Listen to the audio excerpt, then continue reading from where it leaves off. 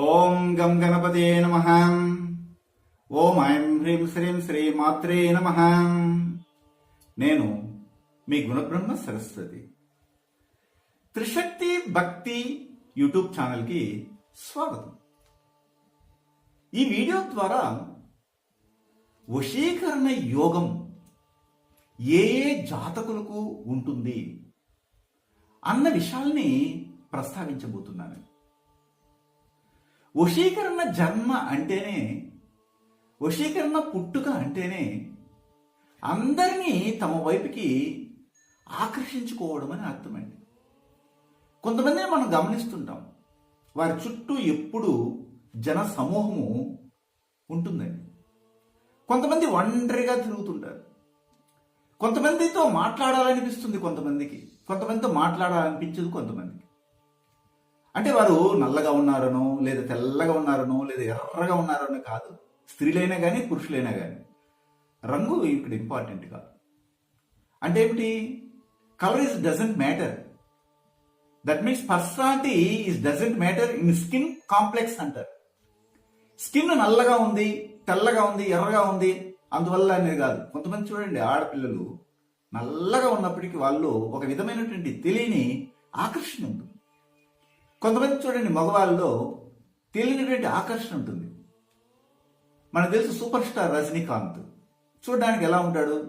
Very బ్లాకీగా ఉంటాడు. కానీ ఎందుకు జనాలు, ఇతర ప్రాంతాల్లో ఉన్నవారు, ఇతర దేశాల వాళ్ళు కూడా ఆకర్షించబడుతున్నారు? ఆయన సినిమాలు అలాగే ఎందుకు ఎక్కువగా బ్లాక్ బస్టర్ అవుతుంది అంటే ఏంటి? డబ్బులు బాగా హిట్ అవుతుంది, వస్తుంది. కారణమే ఆకర్షణ. ఇలాంటి ఆకర్షణ ఎవరికైనా ఉండొచ్చు.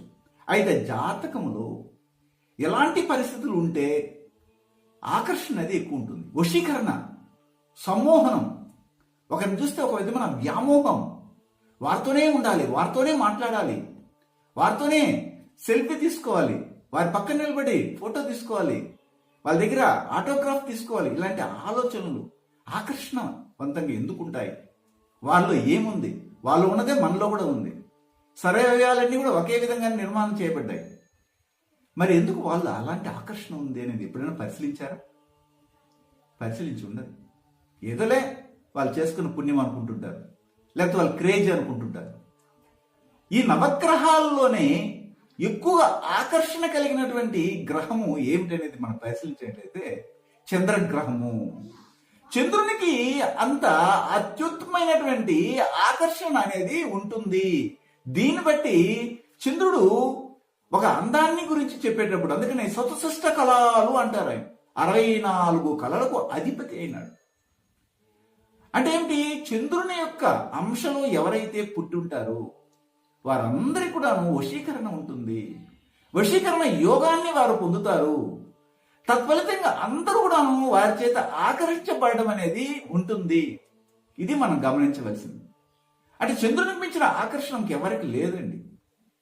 లక్ష్మీదేవి యొక్క సోదరుడైన, అందుకని చంద్రుని బింబం వల్లే నీ యొక్క ముఖం ఉంది అంటారు. అంటే చంద్రుని ప్రతిబింబం వల్లే నీ ముఖం ఉంది అనేసి అంటుంటారు కవులు వర్ణించేటప్పుడు. అంతటి అందాన్ని కలిగినటువంటి చంద్రుని యొక్క అంశలో ఎవరైనా పుట్టుంటే వారికి వశీకరణ యోగం అనేది కలుగుతుంది.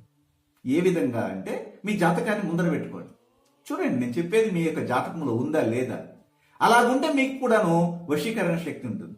లేదా కొంతమంది వశీకరణ శక్తి కలిగినటువంటి ప్రముఖుల యొక్క జాతకాలని ముందర పెట్టుకొని చూడండి. అలా చూసినప్పుడు కూడాను వారిలో ఇప్పుడు నేను చెప్పే విధంగా ఉంటే ఖచ్చితంగా జరుగుతుంది. ఒకరి జాతకములో మగవాని గురించి చెప్పేటప్పుడు గురువుని తీసుకుంటాం. గురువు ఏ యొక్క భావములోనైతే ఉన్నాడో దాన్ని ఒకటిగా భావించండి.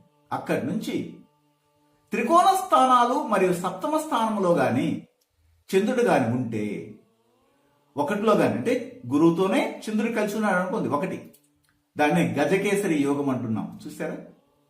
అదే వశీకరణ యోగం. అలాగే గురువు ఒకటిలో ఉండి 5వ భావంలో అక్కడి నుంచి చంద్రుడున్నా, 9వ భావంలో చంద్రుడున్నా, లేదా 7వ భావంలో చంద్రుడున్నా కానీ ఆ జాతకునికి వశీకరణ యోగం ఉన్నట్లు లెక్క. గురువు ఎక్కడైనా ఉండి నోచపడి ఉన్నాయి, లేదా ఉచ్చ స్థానంలో ఉన్నాయి, లేదా శత్రు స్థానంలో ఉన్నాయి, ఇది అవసరం లేదు మీకు. గురువు ఎక్కడైతే ఉన్నాడో మీ యొక్క రాశి చక్రంలో అది ఒకటి అనుకొని తర్వాత అక్కడి నుంచి లెక్క పెట్టి చక్కగా 5వ భావంలో లేదా 1వ భావంలో 5వ భావంలో 9వ భావంలో 7వ భావంలో చంద్రుడు ఉన్నాడా ఉంటే మీకు వశీకరణ యోగం ఉన్నట్లే. ఎలాగంటే పూర్వం మన మైథాలజికల్ స్టోరీస్ చదివినప్పుడు విన్నప్పుడు ఒక విషయం కనబడుతుంది. చంద్రుడు అంత అందగాడు కనుకే దేవతలకు గురువైనటువంటి బృహస్పతి భార్య అయినటువంటి తారను వ్యామోహింపజేసి ఆమెతో ఒక బిడ్డను కూడా కనడం జరుగుతుంది. ఆయనే బుధ భగవానుడు. ఇది కూడా మైథాలజికల్ స్టోరీ, ఇది కథే. అయినా కానీ చంద్రుడికి ఆకర్షణ ఉన్నట్లే కదా అక్కడ. ఇలాగా చంద్ర ఆకర్షణ కలిగినటువంటి వారందరూ కూడాను వశీకరణ కలిగి ఉంటారు.